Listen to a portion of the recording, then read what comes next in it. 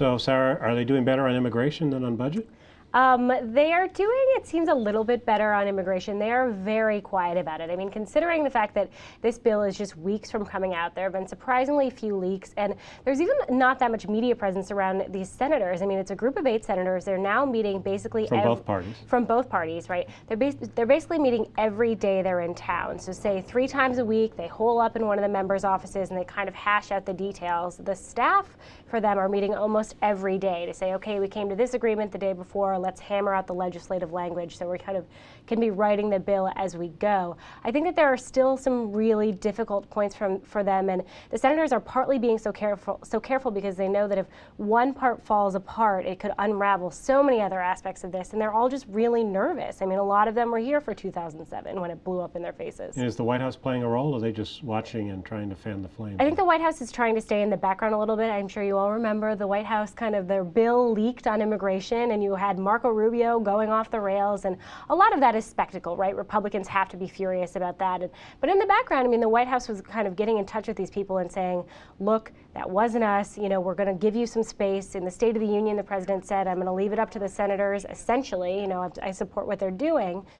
Our economy is stronger when we harness the talents and ingenuity of striving, hopeful immigrants. The time has come to pass comprehensive immigration reform. Now's the time to do it.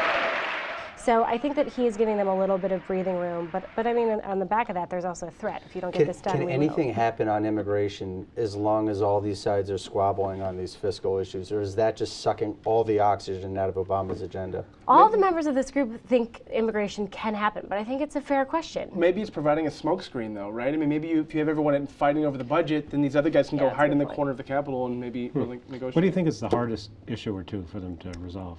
I think definitely the hardest issue is what do you do with people who aren't here yet but who might want to come here in the future and work. That's where the Chamber of Commerce and the AFL-CIO are involved, and they just, I mean, they've been kind of gridlocked on this issue. They hammer out a couple points and then they get stuck in a couple other areas. The guest worker program.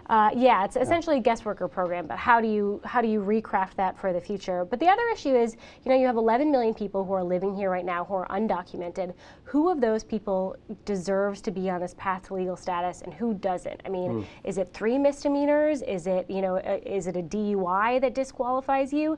Is it if you came here a year ago? Is it if you came here 5 years ago?